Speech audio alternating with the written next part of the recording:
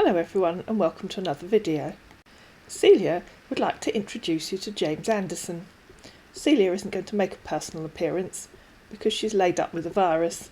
She doesn't think it's COVID because she's had 3 negative tests so far. She's probably just got the local cold. We might have a little competition with this video. You can have fun spotting the inconsistencies in his story, and I'll award a gold star to the person that can spot the most. We can also have fun trying to work out how many scammers are involved in this team. "Hi, beautiful," he said on Facebook. "How are you doing?" "I'm very well, thanks. How are you?" said Celia. "I'm doing great," he said. "Do I know you?" she asked. "No," he said. "I'm a Spanish man, but I have spent almost all my life in the USA. I live in New Haven, Connecticut, USA. "OK," said Celia. "I live in Durham in England." "Wow, that's great," he said. "Once again, it's my pleasure to meet you." "Do you know Durham?" asked Celia. "It sounds as if you do." "Yes," he said, "but never been to."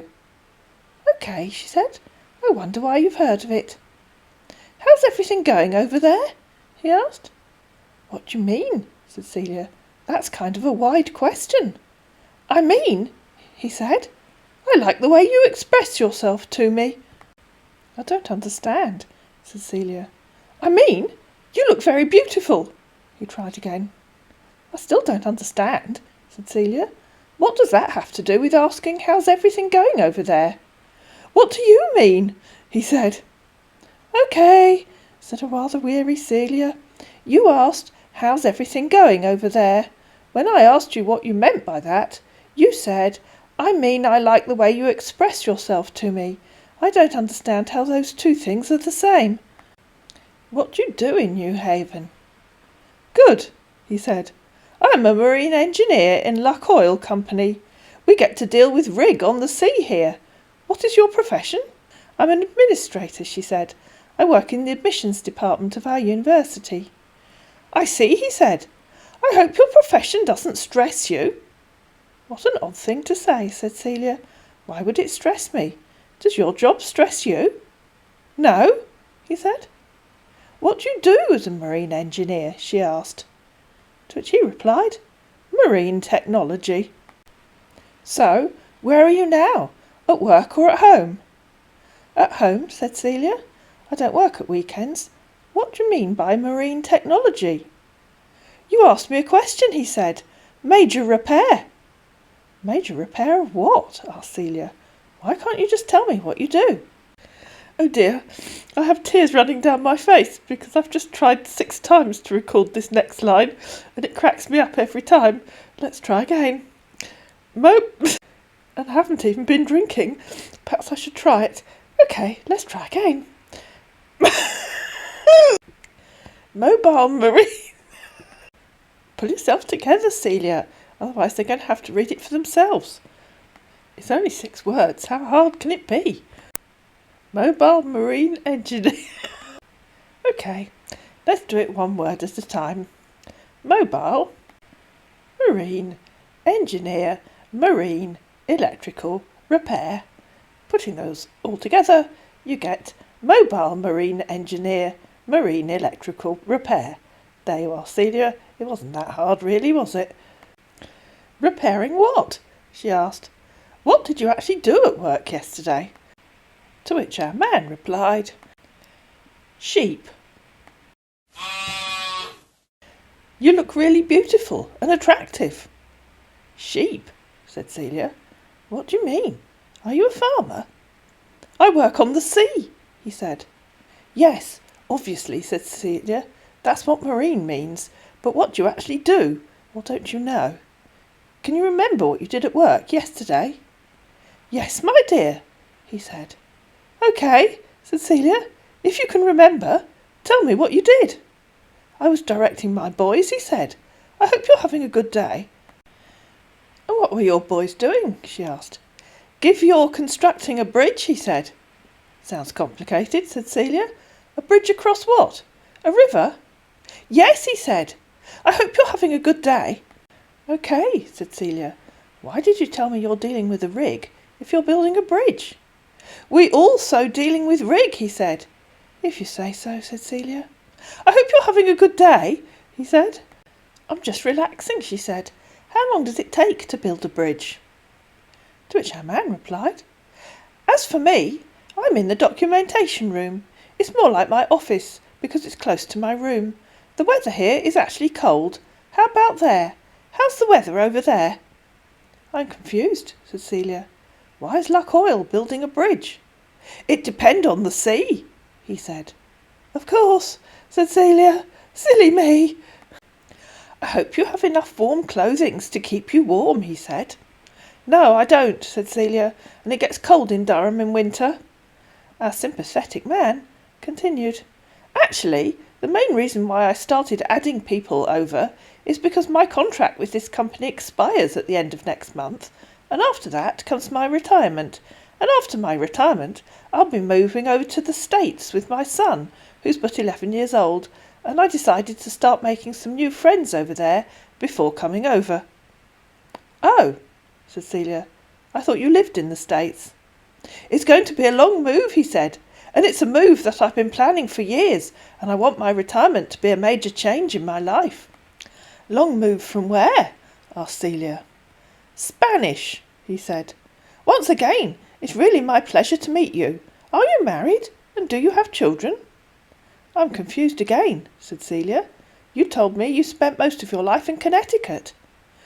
"In my own case," he explained, "I'm a widower. My wife died of leukemia cancer 5 years ago, and I have just one son. He's just 11 years old, and he schools in a boarding school in England." "Oh, good. This is going to be fun." "Where in England?" asked Celia. "Top British boarding school in England, children ages 11 to 18, he said. "Yes," said Celia. "Which one?" "Secondary," he said. "OK, let's try again," said Celia. "What's the name of the school?" "Let's have a question. Which school does he go to?" "It's good to be pretty and not pretty alone, but to be admired by someone. I really do admire you. You're so beautiful." "What kind of father doesn't know which school his son attends?" said Celia. "That's so unkind." "I'm not the one that put him it.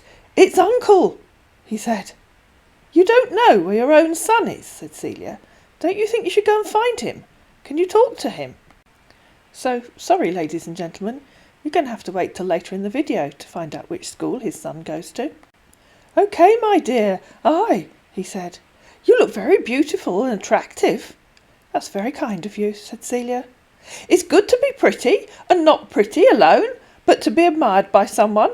I really do admire you. You're so beautiful." "You already said that," said Celia. "Are you on Hangout app? Let's chat on email Hangouts," he said. And so they moved to Hangouts. Over on Hangouts, our man asked, "What do you like to do on your free time?" "I sing in our local choir," said Celia. "I do yoga. I enjoy my garden. What do you do?"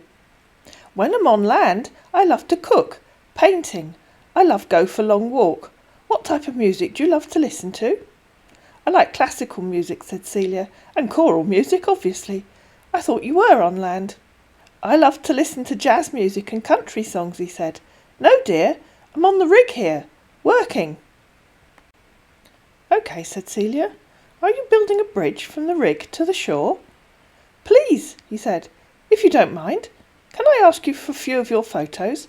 I hope you don't mind sending me about 2 of your photos." "OK," said Celia. "I can probably find a couple."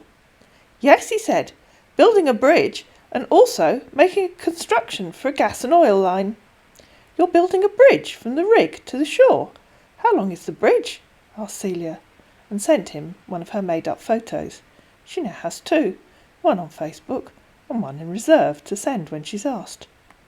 And for later in the video, while you're playing Spot the Inconsistency, they're both just headshots. That's literally all you can see, just her head. "My dear," he said, "the bridge..." Remember, he's building a bridge across the river. I wasn't going to help you with the inconsistencies, but I couldn't help that one. "My dear, the bridge is 30 kilometres just for the gas," he said, "and oil line on the sea, not long to get to shore." "My goodness," said Celia, "will trucks be able to drive straight to your rig?" "Oh," he said, "LOLs. What kind of bridge is it then?" she asked. "I work with the Luck Oil Company," he said. "We get to deal with the rig in the sea." "You already said that," said Celia. "When I mean bridge, it's not a constructions bridge. I mean bridging of oil when drill oil from different location in the sea. Drilling is what we call bridging." "Oh, I see," said Celia. "That's why I was confused." Celia looked that one up on a glossary of oil field terms and decided that, frankly, the scammer's explanations are sometimes better than the real thing. I'll read it to you, but your guess is as good as mine as to what it actually means. Bridging material, it says, solids added to a drilling fluid to bridge across the pore throat or fractures of an exposed rock, thereby building a filter cake to prevent loss of hole mud or excessive filtrate.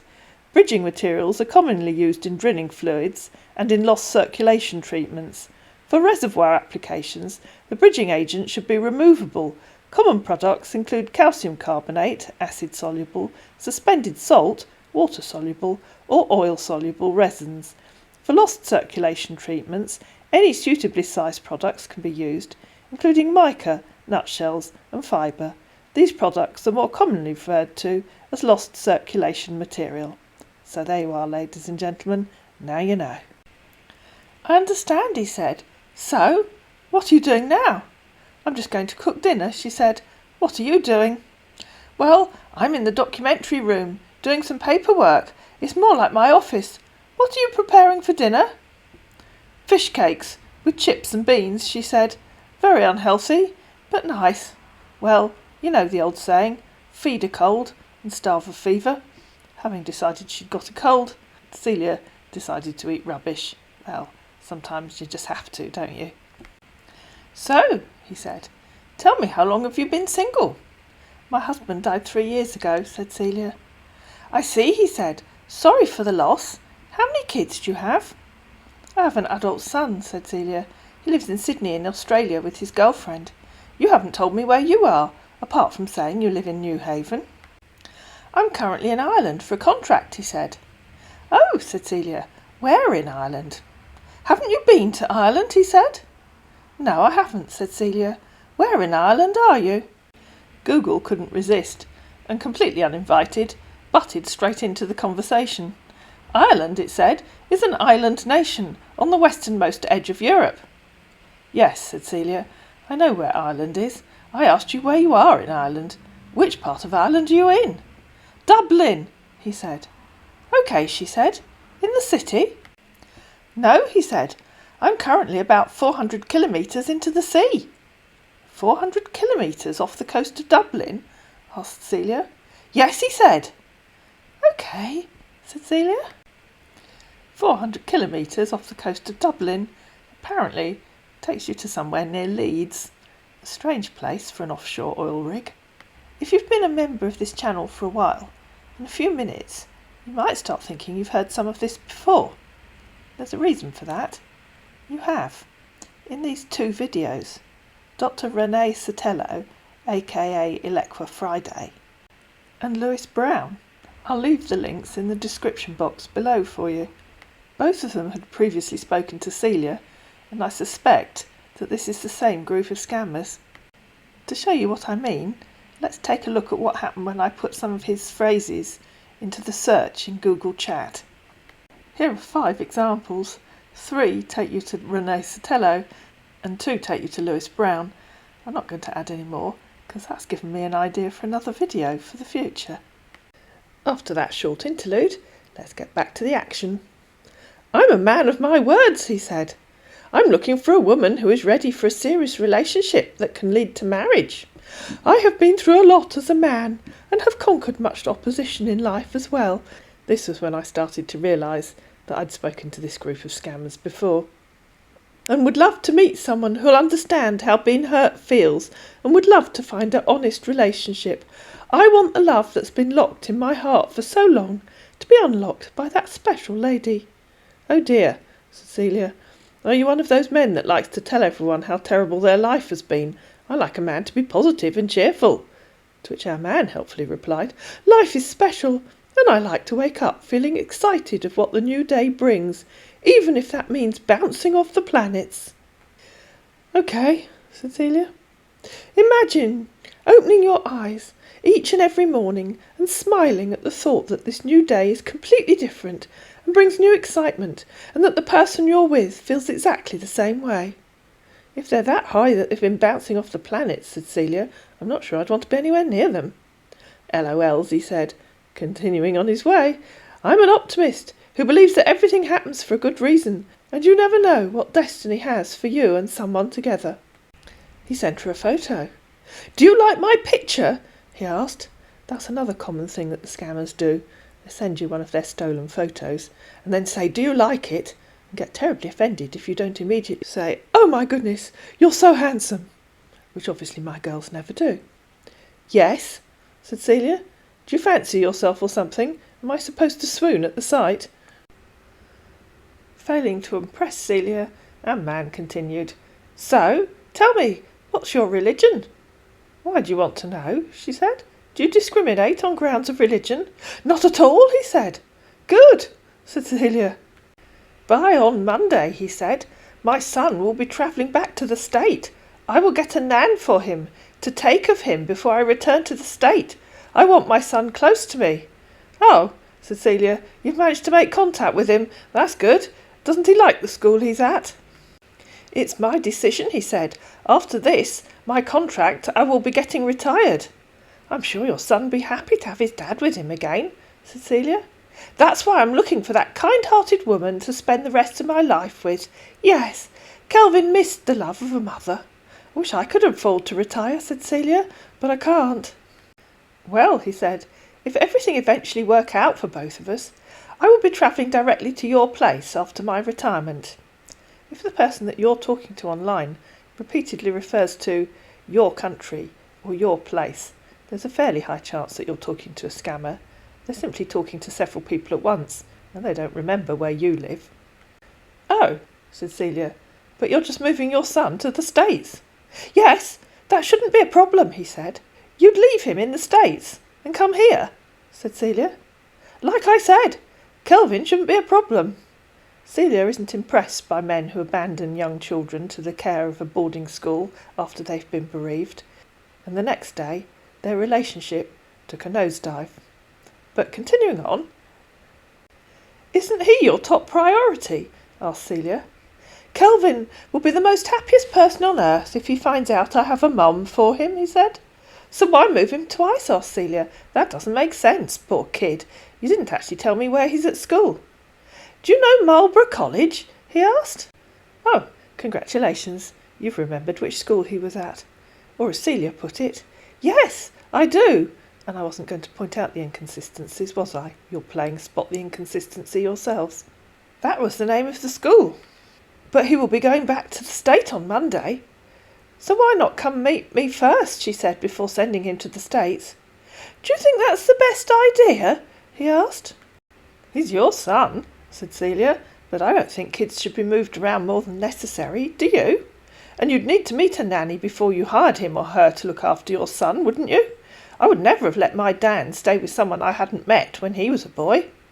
"You're very correct," he said. "I never thought of that." "You didn't think of meeting someone before they looked after your own son?" said Celia. "What kind of father are you? What are you planning to do once you've retired?" "This," he said, "has made me 100% sure that you'll make a good mother to my son. I'm glad to meet you." "Well, I'm planning on building a 5-star hotel and also build a hospital." "My goodness," said Celia, "you must have saved a lot of money if you can afford to build both." "I've worked for 36 years now," he said, "and I'm well paid in every contract I signed for. My goodness, I'm in the wrong job, and I expect most of you are too.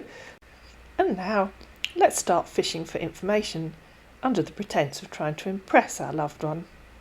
"Do you have your own house, or you rented apartment?" he asked.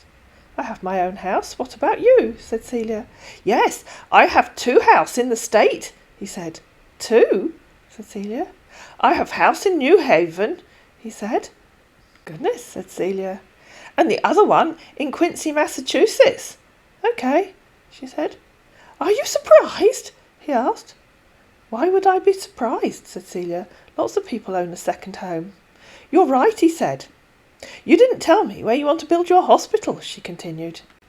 "Actually," he said, "if we build a strong relationship with each other, I will travel directly from here to meet you in your state, so that we can be together and make some plans towards our future." "What do you mean, in my state?" asked Celia. Scrolling quickly back through the conversation, our man said, "I mean coming to the UK." "OK," said Celia. "So you haven't done any research yet about where to build your hospital?" "Not yet," he said. And then our man gave away the fact that we'd spoken to him before. But that's for the next video, because I just made the whole thing, and it was nearly 45 minutes long, and I know you voted for longer videos, but there's longer and there's too long. So watch out for episode 2. I hope you enjoyed this video. If you did, please give it a thumbs up, please share it, please subscribe to my channel, and I'll see you again in episode 2.